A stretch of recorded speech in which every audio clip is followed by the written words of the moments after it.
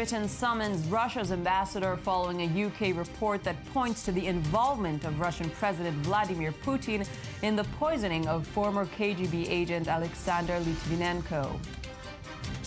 Former Egyptian president will stand retrial for a second and final time over the killing of demonstrators in a 2011 uprising. And as U.S. celebrities join an anti-Trump campaign slamming what they call hateful rhetoric.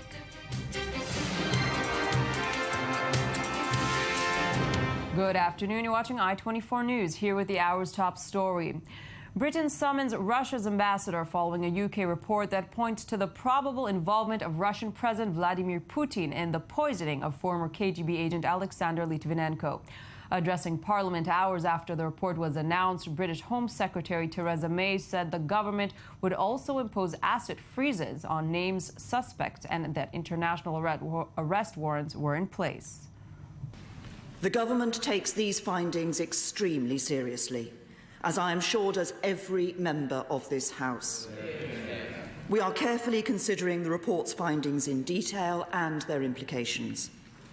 In particular, the conclusion that the Russian state was probably involved in the murder of Mr. Litvinenko is deeply disturbing.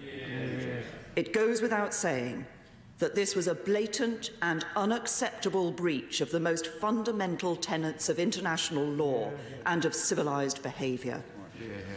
But we have to accept this does not come as a surprise.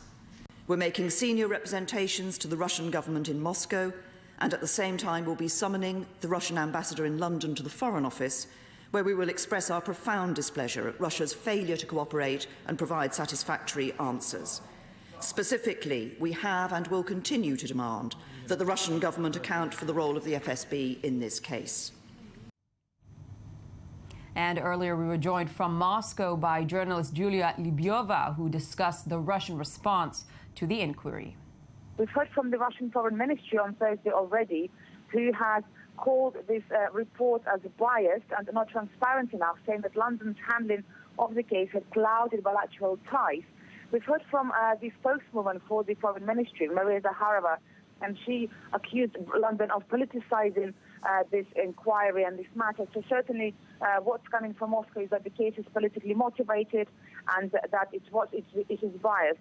We haven't heard from the Kremlin yet, but again, Kremlin is likely to reject these accusations because that's what it has been doing up until now. It has rejected any involvement as politically motivated again. And also, the Kremlin already said that Moscow has said that it will refuse to extradite two suspects in this case. Israel's Prime Minister Benjamin Netanyahu met today with U.S. Vice President Joe Biden on the sidelines of the World Economic Forum, just days after U.S. Ambassador to Israel criticized the Jewish state's West Bank policy. The meeting took place just as Israel confirmed its plan to appropriate a large tract of fertile land in the West Bank, a move likely to draw further international criticism. The Israeli premier also met with Secretary of State John Kerry. Netanyahu is currently speaking in Davos. Move to North Africa, to Egypt, Daesh comes first, but there's always the second. And so when they look around and they say, well, who can help us in this battle that threatens our very future? Obviously, Israel and these Sunni Arab states are not on opposite sides, and that's natural. That, I think, tells you there's a bigger story. I said this yesterday. I went to, with my wife to a dinner, the opening dinner here, and I met some of our European friends, including members of the EU. And I said, look, I have one request, that the EU policy shaped in Brussels, not the individual European countries, but the EU policy vis-a-vis Israel and the Palestinians merely reflect now the prevailing Arab policy to Israel and the Palestinians. There is a great shift taking place, and it might be. We used to think that if we solved the Palestinian-Israeli conflict, it would solve the larger Israeli-Arab conflict. The more I look at it, the more I think it may be the other way around, that by nurturing these relationships that are taking place now, that could actually, with the Arab world, that could actually help us resolve the Israeli-Palestinian conflict. And we're actually working towards that end. The American ambassador last week had some very strong words about Israel's settlement policy. Do you believe that there is any prospect of a solution to what you, I know, regard as a huge problem, which is that Israel rules over vast millions of Palestinians who have neither a country nor the right to vote? How is this going to end? Well, first of all, they have their own government. They do vote. Not national sovereignty. Yeah, well, I think it's a question of who has ultimately the security control. Because what we've seen is that when you have Western forces withdraw in the Middle East anywhere, then immediately what comes in is militant Islam. It happened to us in Lebanon. We went out. Iran walked in with its proxy Hezbollah. It happened to us in Gaza. We walked out. Iran walked in with the Islamic Jihad and with Hamas. And of course, people in Israel who want a solution, as I do, between us and the Palestinians say, well, we don't want to govern the Palestinians, but we don't want the territories that are handed over to them to be used as territory, as a launching ground for militant Islamic attacks, as happened before in Lebanon and in Gaza.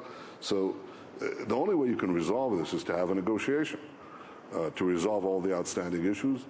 First and foremost, the persistent refusal to recognize. And meanwhile, in Jerusalem, Interior Minister Arieh Deri revokes the residency of 4 Palestinians from East Jerusalem charged with killing Israelis in terror attacks, this according to Ynet News reporting. 3 of the 4 are charged with killing 64-year-old Alexander Levlovich when they threw rocks at his car in Jerusalem, causing a fatal clash. The 4th is charged with killing 3 Israelis in an attack on a bus in Jerusalem several weeks later. And in neighboring Egypt, a top court will once again bring former Egyptian President Hosni Mubarak to retrial over the killing of protesters during the 2011 uprising that ended his 30-year rule. The 87-year-old former leader was originally sentenced to life in prison in 2012 for conspiring to murder 239 demonstrators and creating a security vacuum during an 18-day revolt which began in January 2011. I-24 News' Tamara Ziv has the story. A second and final retrial. Ousted Egyptian President Hosni Mubarak is set to be retried Thursday over the killings in which he is alleged to have conspired. The trial was originally scheduled to take place in November, but the Cassation Court postponed it and ordered that it be moved from the High Court building in the center of Cairo to a more suitable location. Mubarak, aged 87, was sentenced to life in prison in 2012 for conspiring to murder 239 demonstrators, sowing chaos and creating a security vacuum during an 18-day revolt which began in January 2011. But a retrial was ordered on appeal. In that retrial, an Egyptian court in November dropped its case against him, but public prosecutors appealed. Mubarak's overthrow led to a dramatic chain of events in Egypt. The country's first free election brought in Islamist President Mohamed Morsi, who was in turn deposed after just a year. Egypt's new military government, led by Abdel Fattah al-Sisi, has since cracked down on Morsi and his Muslim brotherhoods in an attempt to stabilize the political climate in the country. But an insurgency in North Sinai has swelled, with jihadists saying their attacks are in retaliation for government action that has left hundreds of Morsi supporters dead and thousands imprisoned. Mubarak's trial comes a day after unknown assailants shot dead 5 Egyptian policemen in an attack on a security checkpoint in Al Arish in the Sinai Peninsula. This according to Egypt's Interior Ministry. There was no immediate claim of responsibility for the assault, but Islamic State was suspected, since the region is a bastion of the IS-affiliated jihadist group Sinai Province. And we move to the United States, where prominent actors, writers, and thinkers joined a Stop Hate Dump Trump campaign to denounce the Republican presidential frontrunner, calling the recent statements against Muslims racist and calling American citizens not to vote him as the U.S.'s next president. And that's all the time we have. Join us again in just 20 minutes. Thank you for watching.